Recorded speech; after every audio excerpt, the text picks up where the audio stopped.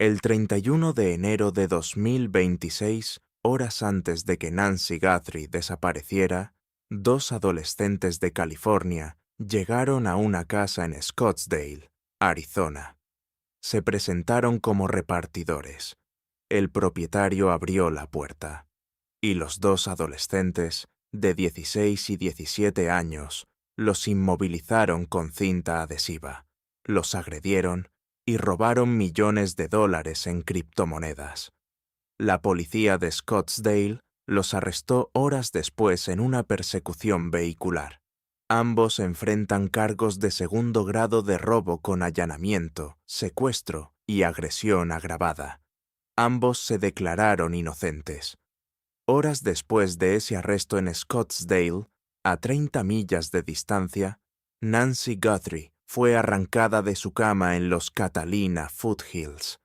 Un agente retirado del FBI dijo a Newsweek esta semana que los investigadores en el caso de Nancy Guthrie deberían revisar de cerca ese caso de Scottsdale, no como acusación directa, como análisis de perfil. Dijo que el patrón de dos adolescentes que se presentan como repartidores para ganar acceso a una propiedad que inmovilizaron a sus víctimas con precisión, que tenían un plan específico para extraer un activo de valor de la propiedad y que ejecutaron la operación en un área metropolitana de Arizona, el mismo día en que Nancy desapareció, produce preguntas que los investigadores en el caso de Nancy deben resolver antes de poder cerrar esa línea de comparación.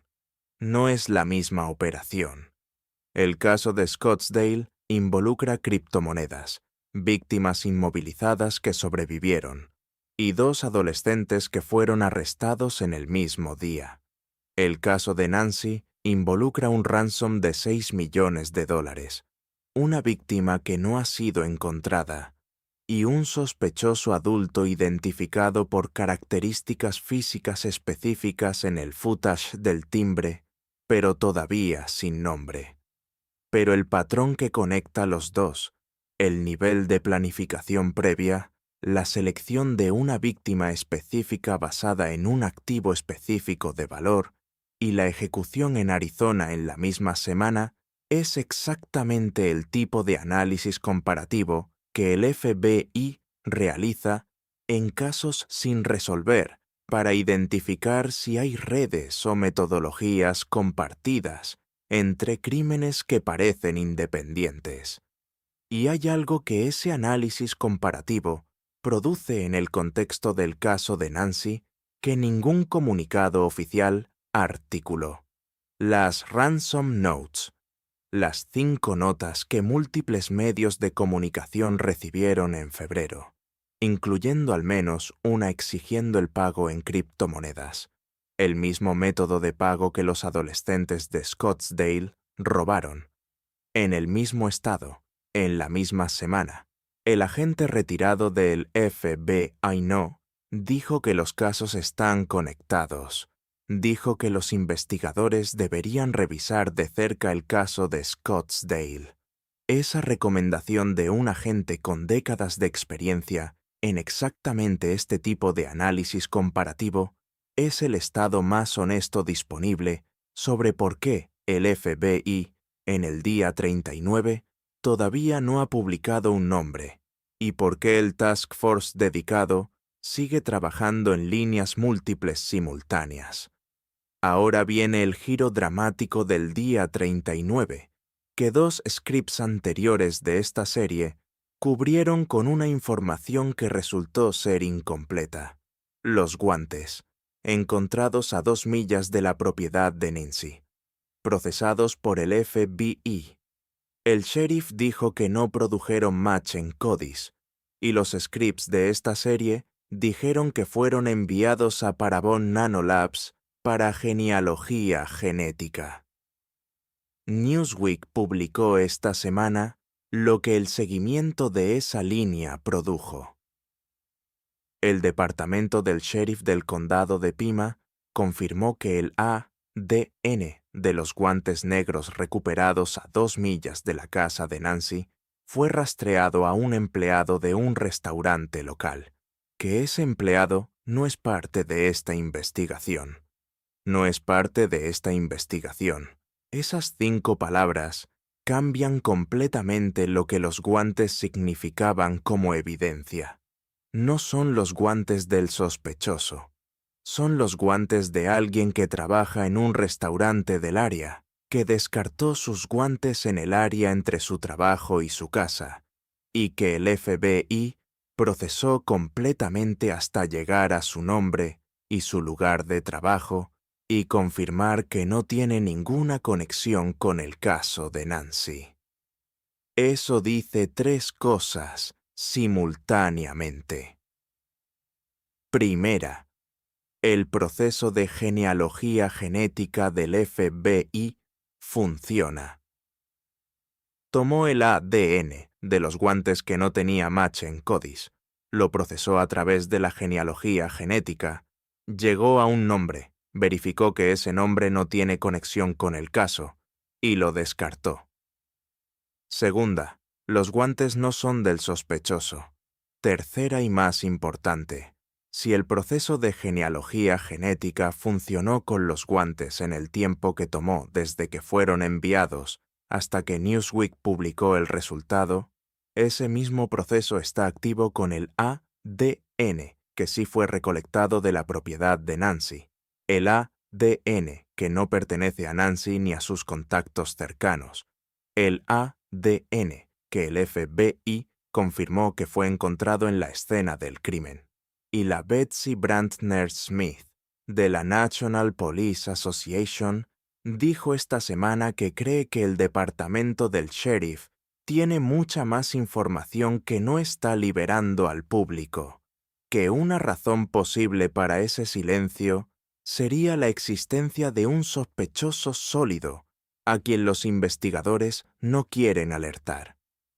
El proceso de genealogía genética que funcionó con los guantes en semanas puede estar produciendo un nombre del ADN de la escena en tiempo real, y si ese nombre ya existe en el árbol genealógico que Parabon construyó, el sheriff no puede decirlo, porque decirlo le da al sospechoso las horas que necesita para desaparecer antes de que llegue la orden de arresto.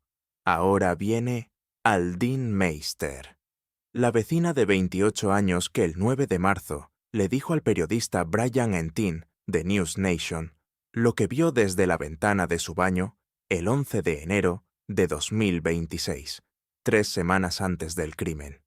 Vio a un hombre, con gorra de béisbol baja, ropa de calle, no de ejercicio, encorvado, caminando lentamente, mirando alrededor. Y cuando pasó por la calle de Nancy, se detuvo y miró por más tiempo del que cualquier persona que camina por ejercicio miraría. Aldine dijo con estas palabras exactas a Entin: «Vi que no encajaba. It freaked me out», y lo mencionó a su esposo y a su madre en ese momento, no después de que Nancy desapareció, el 11 de enero, 3 semanas antes, cuando todavía no había ningún crimen que reportar. Eso es lo que hace que el testimonio de Aldine sea más valioso que el de cualquier vecino que dijo haber notado algo sospechoso después de que Nancy desapareció. Aldine lo mencionó a su familia el 11 de enero, con antelación, sin saber que ese hombre iba a ser relevante 3 semanas después. Esa es la diferencia entre un testimonio contaminado por el conocimiento del crimen y un testimonio que existía antes del crimen. Y cuando el FBI fue a su casa a hacer preguntas, le preguntaron específicamente sobre el 11 de enero. Aldine lo dijo: «Me preguntaron sobre esa fecha, y esa fue aproximadamente la fecha en que vi al tipo extraño. Todo eso se conectó para mí». Pero la entrevista de Aldine con Entin tiene un segundo elemento que es el error del FBI que el título de este script menciona.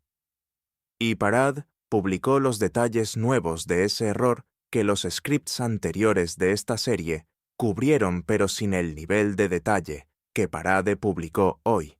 No fueron dos personas con sudaderas negras golpeando ventanas. Fue esto.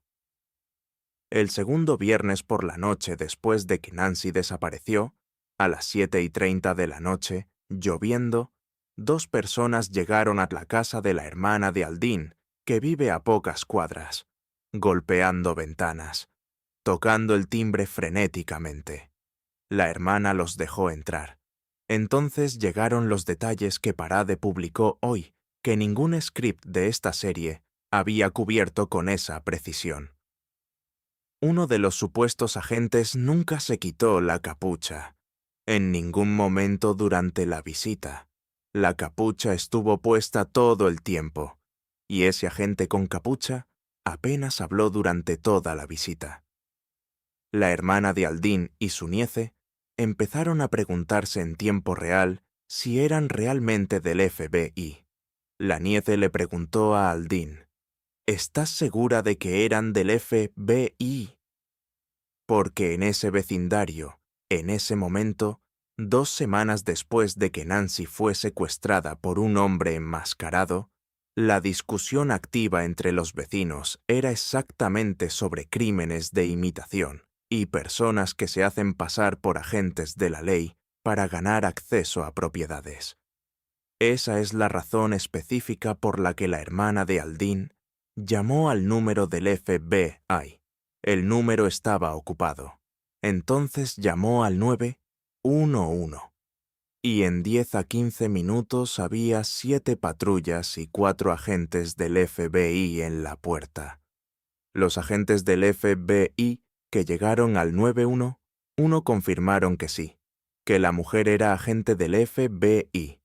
Sobre el hombre con la capucha dijeron, no sabemos realmente quién era el tipo, pero ella era agente, así que estás bien. No sabemos realmente quién era el tipo.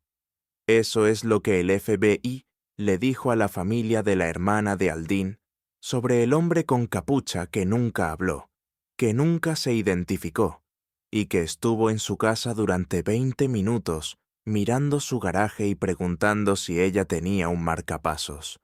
Un hombre sin identificar que llegó con una agente del FBI, que preguntó sobre marcapasos, que miró el garaje, que nunca se quitó la capucha, y sobre quien el FBI dijo a las 3 de la tarde del día siguiente. No sabemos realmente quién era. Ese es el error del FBI en el día 37. No el error de protocolo de cuántico, no el radio de 2 millas. Un hombre sin identificar que llegó con una agente del FBI a una casa en el vecindario de Nancy, preguntó sobre marcapasos, miró garajes y sobre quién el propio FBI no supo decir quién era hasta el día siguiente. Y todavía no lo dijo con certeza. Dijo, no sabemos realmente quién era. El número del FBI es 1800C al FBI. Los guantes fueron descartados. El empleado del restaurante no es parte de la investigación. El proceso de genealogía genética funcionó con los guantes, y ese mismo proceso está activo con el ADN de la escena del crimen. Aldine vio al hombre el 11 de enero y lo reportó antes del crimen. Y el hombre con capucha que llegó con el FBI a la casa de la hermana de Aldine sigue sin nombre público. La recompensa supera el $1.300.000 en efectivo, completamente anónima. El número es 1800C al LFBI.